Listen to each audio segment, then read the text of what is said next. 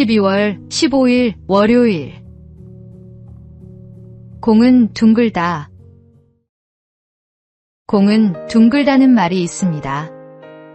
축구에서 주로 쓰는 표현으로 상대가 아무리 강해 보여도 경기는 해봐야 알 수 있고 어떤 일이든 벌어질 수 있다는 의미를 담고 있습니다. 서울 중랑축구단의 이야기가 바로 이 말을 증명합니다.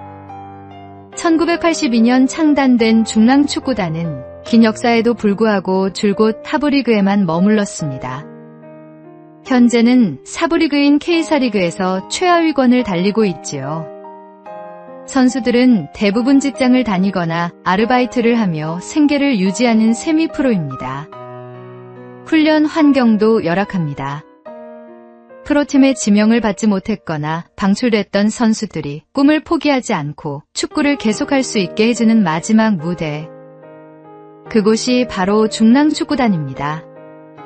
그런데 최근 제106회 전국체육대회에서 놀라운 일이 벌어졌습니다.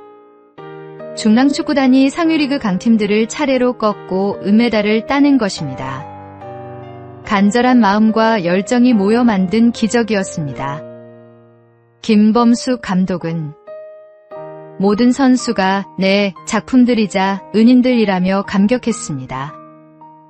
열악한 환경 속에서도 포기하지 않은 이들의 분투가 마침내 승리로 이어진 것입니다. 오늘의 말씀.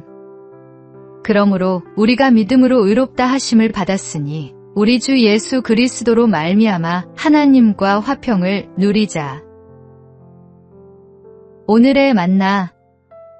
하나님은 끝까지 포기하지 않는 자에게 승리의 면류관을 주십니다.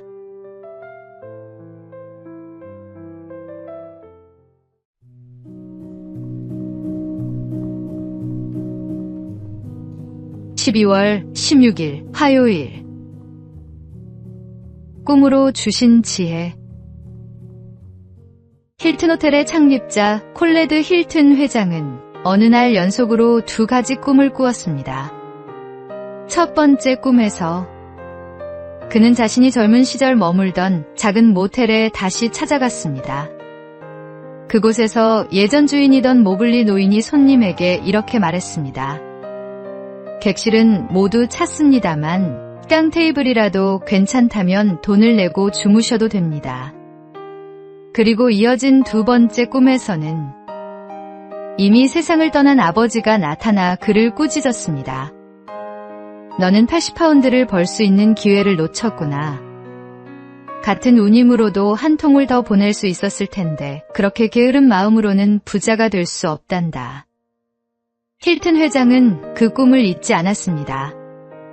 다음날 그는 호텔 객실을 증축하고 운영 방식을 개선해 큰 성공을 거두었습니다. 그러나 그의 인생이 언제나 순탄했던 것은 아닙니다. 60대의 나이에 그는 전 재산을 잃고 점심 한 끼를 걱정해야 할 만큼 절망의 밑바닥에 떨어졌습니다. 하지만 그는 무릎을 꿇고 기도했습니다. 하나님, 제게 다시 시작할 힘을 주소서. 그는 그렇게 다시 일어섰고 결국 오늘날의 세계적인 힐튼 호텔 그룹을 세웠습니다. 하나님은 우리가 최선을 다할 때 때로는 꿈과 깨달음을 통해 삶의 방향을 보여주십니다.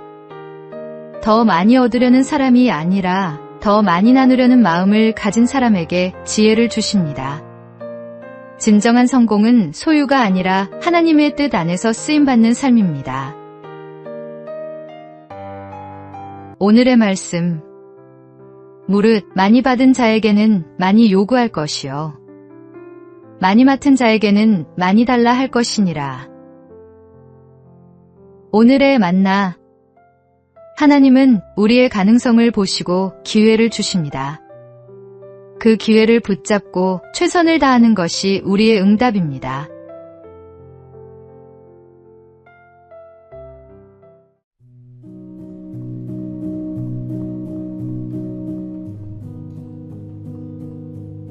(12월 17일) 수요일. 고통의 시간 속에서도 세계적인 목회자이자 작가인 팀 켈러 목사는 2020년 말기 췌장암 진단을 받았습니다. 그는 수차례 항암 치료를 받으며 삶의 끝자락을 마주해야 했습니다. 그러나 그 고통의 시간 속에서도 켈러 목사는 이렇게 고백했습니다. 나는 암 이전의 기도 생활로는 절대로 돌아가고 싶지 않습니다. 목사님은 더 이상 일상의 습관으로 기도하지 않았습니다. 매일 눈을 뜰 때마다 또 치료실로 들어설 때마다 당신이 나와 함께 계시니 감사합니다라고 고백했습니다. 그 순간 고통은 무의미한 고난이 아니라 하나님이 가까이 오시는 통로가 되었습니다. 우리가 가진 시간은 결국 유한합니다. 그럼에도 하나님이 주신 오늘, 그 시간 속에 숨겨진 은혜는 결코 작지 않습니다. 불편하고 아픈 하루이지만 그 하루가 감사로 채워질 때 영혼은 더 깊은 평안을 경험합니다. 당신의 하루 가운데 불평의 목소리가 더 많나요? 감사의 목소리가 더 많나요? 작은 감사 한마디가 닫힌 마음의 문을 열 수 있습니다. 그리고 그 감사한 입술이 하나님이 가장 기뻐하시는 제물이 됩니다. 오늘의 말씀, 범사에 감사하라. 이것이 그리스도 예수 안에서 너희를 향하신 하나님의 뜻이니라. 오늘의 만나, 감사는 환경이 좋아서 하는 것이 아니라 하나님이 함께 계심을 믿기에 하는 것입니다.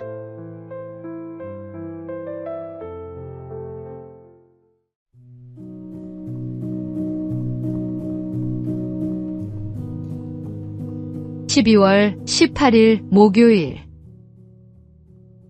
같이 들어요. 2025년 11월경 수원시 영통구동의 한 스쿨존에서 있었던 일입니다. 밤 9시가 조금 넘은 시각, 자전거를 타고 횡단보도를 건너던 초등학생이 우회전하던 차량에 치여 그만 차 밑으로 깔리고 말았습니다.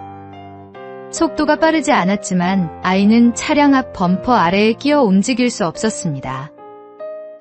그때 주변에 있던 시민들이 동시에 달려왔습니다. 누가 지시한 것도 아니었는데 누군가의 같이 들어요 한마디에 모두가 차를 붙잡았습니다. 불과 몇 초 사이 10명이 넘는 사람들이 힘을 합쳤고 차체가 천천히 들려오르자 그 아래에서 아이가 구조되었습니다. 얼굴에 찰과상이 있었지만 생명에는 지장이 없었습니다. 낯선 이들의 손이 모였고 그 손들이 한 생명을 살렸습니다. 세상은 여전히 차갑고 바쁘지만 이 땅에는 여전히 따뜻한 사람들이 있습니다. 하나님은 그렇게 우리가 서로를 붙드는 순간에 사랑이 살아있음을 보여주십니다. 오늘 하루 내 곁에 누군가가 넘어져 있을지 모릅니다. 그때 당신의 손을 내밀어 주십시오. 그 한 손이 누군가에게는 기적이 될 것입니다. 오늘의 말씀, 너희가 짐을 서로 지라 그리하여 그리스도의 법을 성취하라. 오늘의 만나, 홀로 설 수 있는 사람은 없습니다. 우리 서로의 손을 내미는 그 순간 하나님의 사랑이 임합니다.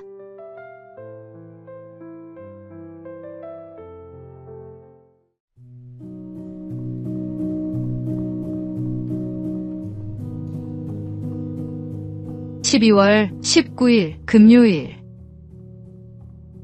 평범한 날의 충성. 나폴레옹에게 한 장교가 젊은 대위를 추천했습니다. 그는 누구보다 용감합니다. 적진 한가운데서 부대를 이끌어 승리를 거두었습니다. 그러자 나폴레옹은 잠시 침묵하더니 물었습니다. 그렇다면 싸움이 끝난 후 그는 무엇을 했는가? 장교는 대답하지 못했습니다. 전쟁의 순간에는 빛났지만 평화의 시간에는 어떤 사람이었는지 아무도 몰랐기 때문입니다.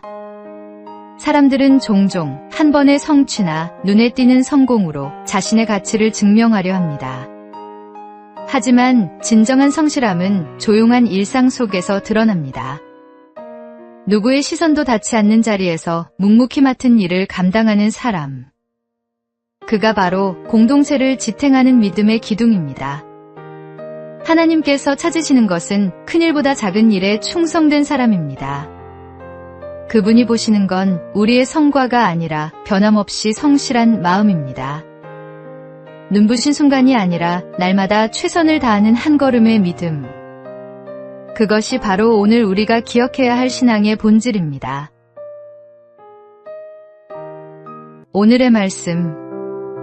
지극히 작은 것에 충성된 자는 큰 것에도 충성되고 지극히 작은 것에 불의한 자는 큰 것에도 불의하니라. 오늘의 만나. 주님께서는 화려한 업적이 아니라 숨겨진 곳에서의 진실함을 보십니다. 오늘 하루도 주님 앞에서 성실하게 살아가십시오.